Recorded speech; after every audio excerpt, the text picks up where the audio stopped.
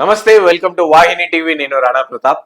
So తెలంగాణలో parliament election లో చాలా ఘోర పరాజయం, అంటే ఘోరం కంటే బాగా ఘోరం అని చెప్పొచ్చు. సో ఘోర పరాజయానికి గురైన బీఆర్ఎస్ పార్టీ ఇప్పుడు ఫ్యూచర్ ఏందా అని చెప్పి చాలా పెద్ద క్వశ్చన్ మార్క్ వచ్చింది. ఎందుకంటే బీఆర్ఎస్ పార్టీ ఎంత ఫెయిల్ అయిందంటే, సో వాళ్ళకి చాలా ప్లేస్ డిపాజిట్ రాని పరిస్థితి, అండ్ చాలా దగ్గర అసలు వాళ్ళ అభ్యర్థులు ఎవరైతే ఉన్నారో సో వాళ్ళు అక్కడ చెప్పినాక కూడా వాళ్ళు అక్కడ సీట్ కేటాయించినాక కూడా దాన్ని వదిలేసి వెళ్ళిపోయిన పరిస్థితి, అండ్ ప్రచారంకి కూడా పోని పరిస్థితి. అంతగానం పడిపోయింది BRS party. So BRS party ఓట్లన్నీ కూడా చాలా వరకు ఇటు బీజేపీకి మలుస్తున్నాయి. బీఆర్ఎస్ నాయకులే ఇటు ఎంపీ అభ్యర్థులు కావచ్చు, ఎమ్మెల్యే క్యాండిడేట్స్ కావచ్చు, సో వీళ్ళందరూ కూడా ఆ బీఆర్ఎస్ సంబంధించిన ఓట్ బ్యాంక్ ఏదైతే అదంతా బీజేపీకి మళ్ళింది, అండ్ బీజేపీకి మలుస్తున్నారు అని చెప్పేసి రేవంత్ రెడ్డి కూడా చాలా వరకు కాంగ్రెస్ పార్టీ నాయకులు కూడా చాలా గట్టిగా చెప్తున్న పరిస్థితి. సో ఈ నేపథ్యంలో ప్రజెంట్ ఇప్పుడు తెలంగాణలో బీఆర్ఎస్ పార్టీ మనుగడ ఎటు అని చెప్పి చాలా పెద్ద ప్రశ్నగా మారింది. సో ఇటు చూసుకుంటే ఒకసారి మనకి ఇందులో ఏబిఎన్ ఒక న్యూస్ కూడా ఇచ్చింది. కాంగ్రెస్ తో టచ్ లో 10 మంది బీఆర్ఎస్ ఎమ్మెల్యేలు. So right, so Revanth Reddy కూడా ఏం చెప్పారంటే మొన్న రైట్ ఇక ఎలక్షన్ కూడా అయిపోయింది, అన్ని అయిపోయినాయి, ఎలక్షన్స్ అయిపోయినాయి, అన్ని అయిపోయినాయి, ఇక మేము మళ్ళీ గేట్లు తెరిచినాం అని చెప్పేసి మన జరిగిన ప్రెస్ మీట్ లో, అంటే మీడియా మిత్రులతో జరిగిన ప్రెస్ మీట్ లో వాళ్ళు చెప్పారు. సో మళ్ళీ గేట్లు తెరిచినాం అని చెప్పి చెప్పిన పరిస్థితి. సో ఆ గేట్లు తెరిచినప్పుడు ఆ గేట్లు చూడడానికి ఇంతమంది ఎమ్మెల్యేలు 10 మంది ఎమ్మెల్యేలు రెడీగా ఉన్నట్టు ఈ ఆర్టికల్ వచ్చింది. ఒకసారి చదువుదాం మనం. కాంగ్రెస్ తో టచ్ లో 10 మంది బీఆర్ఎస్ ఎమ్మెల్యేలు, పార్టీ మారేందుకు ముఖ్య నేతలతో మంతనాలు, సీఎం రేవంత్ వేం నరేందర్ తో సంప్రదింపులు. సో సీఎం రేవంత్ అండ్ వేం నరేందర్ తో సంప్రదింపులు. గ్రేటర్ హైదరాబాద్ పరిధి శాసన సభ్యులే అధికం, టీడీపీ కాంగ్రెస్ నుంచి బీఆర్ఎస్ లోకి వెళ్లిన వారే. సో ఈ నెలాఖరులోగానే ఎక్కువ మంది ఫిరాయింపు. సో ఇట్లా అనమాట. సో ఓవరాల్ గా చూసుకుంటే 10 మంది టచ్ లో ఉన్నారంటే కాంగ్రెస్ పార్టీ నాయకులతో, అండ్ రేవంత్ రెడ్డితో పాటు వేమ నరేందర్ తో. అండ్ అందులో మేజర్ గా చూసుకో జిహెచ్ఎంసీ పరిధిలో, అంటే మన హైదరాబాద్ ఈ పరిధిలో ఉన్న ఎమ్మెల్యేలే చాలా వరకు అందులో బీఆర్ఎస్ పార్టీ కాంగ్రెస్ పార్టీలో జాయిన్ అయ్యే ఛాన్సెస్ ఉన్నట్టు కనిపిస్తున్నాయి. సో లోక్సభ ఎన్నికల ప్రక్రియ ముగియడంతో రాష్ట్రంలో ఎమ్మెల్యేల ఫిరాయింపుల పర్వం మొదలు కానుంది. ప్రతిపక్ష బీఆర్ఎస్ శాసన సభ్యులు కాంగ్రెస్ లోకి వెళ్లేందుకు మంతనాలు ప్రారంభించారు. వచ్చే 5 ఏళ్ల పాటు సౌకర్యంగా ఉండే ఆలోచనతో కొందరు పార్టీ మారేందుకు రంగం సిద్ధం చేసుకుంటున్నారు. అధికార పార్టీ ముఖ్య నేతలతో అంతర్గత సంప్రదింపులు, చర్చలు సాగిస్తున్నారు. అటు నుంచి అనుమతి లభించిందనే తడవుతో జంపు అవ్వేందుకు సిద్ధంగా ఉన్నారు. ఇలా 10 మందికి పైగా గులాబీ ఎమ్మెల్యేలు కాంగ్రెస్ తో టచ్ లో వెళ్ళినట్లు సమాచారం. వీరంతా ముఖ్యమంత్రి రేవంత్ రెడ్డి, ఆయన ముఖ్య సలహాదారు వేం నరేందర్ రెడ్డితో చర్చల్లో ఉన్నారు. అంతా బాగుంటే ఈ నెలలోనే భారీగా మార్పులు ఉండొచ్చు తెలుస్తుంది. వాస్తవానికి ఇలాంటి వారిని ఉద్దేశించి సీఎం రేవంత్ రెడ్డి బుధవారం వ్యాఖ్యలు చేశారని చెప్తున్నారు. అండ్ బీఆర్ఎస్ అధ్యక్షుడు కేసీఆర్ నేతలు ఎమ్మెల్యేలు ఆత్మగౌరవాన్ని బీజేపీ తాకట్టు పెట్టారని, కమలం పార్టీకి ఓట్లు వెళ్లేలా చేయడం ఏంటి అని చెప్పేసి రేవంత్ రెడ్డి ప్రశ్నించారు. ఒకసారి ఇది డీటెయిల్ గా చదివే ప్రయత్నం మనం చేస్తాం. ఇంకా 13th పేపర్లు ఉంది ఇది. సో ఇట్లా అనమాట. సో రేవంత్ రెడ్డి మొన్న చేసిన కమెంట్స్ కూడా కొంచెం బీఆర్ఎస్ పార్టీకి చురుకలు పెట్టినట్టు అనిపిస్తుంది. సో ఈ నేపథ్యంలో బీఆర్ఎస్ పార్టీకి సంబంధించిన నాయకులందరూ కాంగ్రెస్ పార్టీ రేవంత్ రెడ్డితో కావచ్చు, సలహాదారుతో కావచ్చు టచ్ లో ఉండి ఇంకా అటు పోయేందుకు ప్లాన్ చేస్తున్నట్టు అర్థమవుతుంది పరిస్థితి. సో చూడాలన్నమాట. ఏది అంతా బాగుంటే మాత్రం ఈ నెలాఖరులోగానే అందరూ జంప్ అయ్యే పరిస్థితి. అండ్ ఇప్పుడైనా సరే, అంటే ఇటు వీళ్ళు ఏదైతే బీఆర్ఎస్ పార్టీ ఉందో సో ఇప్పటికైనా సరే ప్రజల్లోకి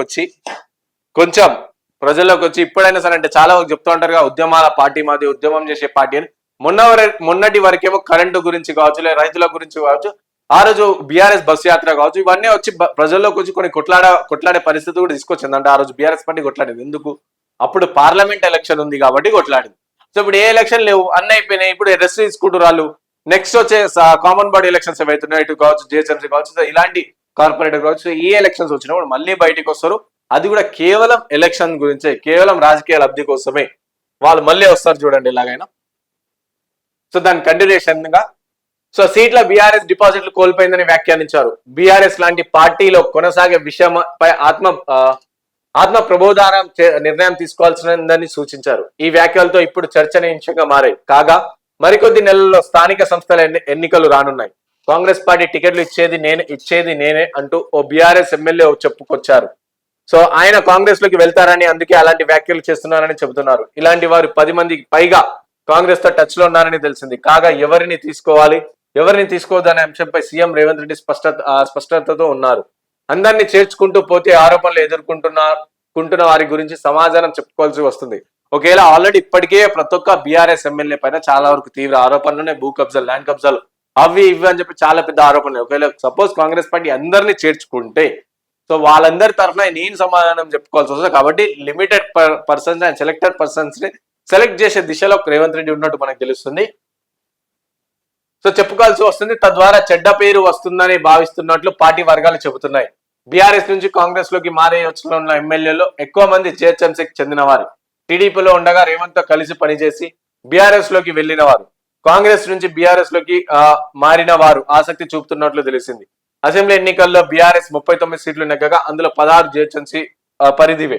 సో వీరిలోని కొంతమంది కాంగ్రెస్ వైపు చూస్తున్నారు. నెలాఖరులోగా వీరి పార్టీ మారే అవకాశాలు ఎక్కువగా ఉన్నాయని విశ్వసనీయ వర్గాల నుంచి వచ్చిన సమాచారం. సో ఇప్పటికే ముగ్గురు సో బీఆర్ఎస్ ఎమ్మెల్యేలు ఇప్పటికే కడియం శ్రీహరి, శేషన్ గన్కు సంబంధించి దానం నాగేంద్ర ఖైరతాబాద్, తెల్లం వెంకట్రావు భద్రాచలం కాంగ్రెస్ తీర్థం పుచ్చుకున్నారు. రాజేంద్రనగర్ ఎమ్మెల్యే ప్రకాష్ గౌడ్ సీఎం రేవంత్ తో కలిసిన ఆ తర్వాత వెనక్కి తగ్గారు. ఇదే సమయంలో ఉమ్మడి మెదక్ ఎమ్మెల్యే కొత్త ప్రభాకర్ రెడ్డి దుబ్బాక అండ్ సునీత లక్ష్మారెడ్డి నర్సాపూర్, గూడెం మైపాల్ రెడ్డి పటాన్చెరు, మాణిక్రావు జైరాబాద్ కూడా సీఎం ని కలిశారు. వీరు కాంగ్రెస్ లోకి వెళ్తున్నారా అనే అనుమానాలు కూడా అప్పట్లో వ్యక్తమయ్యాయి. సో కానీ వారు ఖండించారు. అభివృద్ధి పనుల కోసమే సీఎం వద్దకు వెళ్ళినట్లు చెప్పారు. కాగా పార్లమెంట్ ఎన్నికలు రావడంతో దాదాపు 3 నెలలుగా ఫిరాయింపులు ఆగాయి. ఎమ్మెల్యేలు చడి చప్పుడు చేయలేదు. ఇప్పుడు ఎన్నికలు ముగియడంతో ప్రయత్నాలు ముమ్మరం చేస్తున్నారు. టీపీసీసీ అధ్యక్షుడిగా కూడా ఉన్న సీఎం రేవంత్ రెడ్డి నుంచి అనుమతి పొందేందుకు ప్రయత్నిస్తున్నారు. అయితే దీనిపై వేం నరేందర్ రెడ్డి కాస్త చొరవ తీసుకుంటున్నారు. కాంగ్రెస్ లో చేరే యోచన ఉన్న ఎమ్మెల్యేలు వీరిద్దరితో పాటు ఇతర కీలక నేతలు కూడా సంప్రదింపులు జరుపుతున్నారు. బీఆర్ఎస్ లో ఉంటే నియోజకవర్గ అభివృద్ధి పెద్దగా నిధులు అందవని భావిస్తున్నారు. దీని బదులు అధికార పార్టీలో చేరి సౌకర్యం ఉండవచ్చు అని చెప్పేసి చాలా మంది ఎమ్మెల్యేలు ఆలోచిస్తున్నారు. సో ఈ లెక్కన చూస్తే మెయిన్ ఇందులో జిహెచ్ఎంసీ వాళ్ళు చూసుకుంటే జిహెచ్ఎంసీ హైదరాబాద్ పరిధిలో కావచ్చు, సికింద్రాబాద్ పరిధిలో కావచ్చు. సో ఈ ఏరియాలో చూసుకుంటే 16 మంది ఎమ్మెల్యేలు గెలిచారు. ఆ 16 మందిలో నుంచి 10 మంది జంప్ అయ్యే యోచనలో, కాంగ్రెస్ పార్టీలో జంప్ అయ్యే యోచనలు ఉన్నట్టు మనకు ఇక్కడ వచ్చిన ఆర్టికల్ అనమాట. సో ఆబ్వియస్లీ పోతారు. ఎందుకంటే ఇప్పుడు గత 10 ఏళ్లలో వాళ్ళు చేసిన అక్రమాలు కావచ్చు, గత 10 ఏళ్ళలో వాళ్ళు చేసిన భూ కబ్జాలు కావచ్చు, గత 10 ఏళ్ళలో వాళ్ళు కబ్జేసిన చెరువులు కావచ్చు, సో ఇవన్నీ అక్రమాలు ఇప్పుడు మెల్లమెల్లగా ఇప్పుడున్న ప్రభుత్వంలో ఒకటి బయటకు వస్తున్నాయి. కాబట్టి అవి బయటికి రావద్దన్నా కాంగ్రెస్ పార్టీలో చేరాలి. ఒకవేళ వాళ్ళ నియోజకవర్గాలు అభివృద్ధి అంటే గతంలో ఎప్పుడు కూడా అభివృద్ధి చేయలేరు. సో ఇప్పుడు ఒకవేళ అభివృద్ధి చేద్దాం అనుకోండి. ఎందుకంటే నెక్స్ట్ మళ్ళీ ఆ సీట్లు కూడా రావు కాబట్టి ఆ భయంతోనైనా సరే ఇప్పటికైనా సరే వాళ్ళు అభివృద్ధి చేస్తారని చెప్పి మనం ఆశిద్దాం. అండ్ ఒకవేళ చేద్దాం చేసుకుందాం అనుకుంటే కంపల్సరీ వాళ్ళు అధికార పార్టీలో పోవాల్సిందే.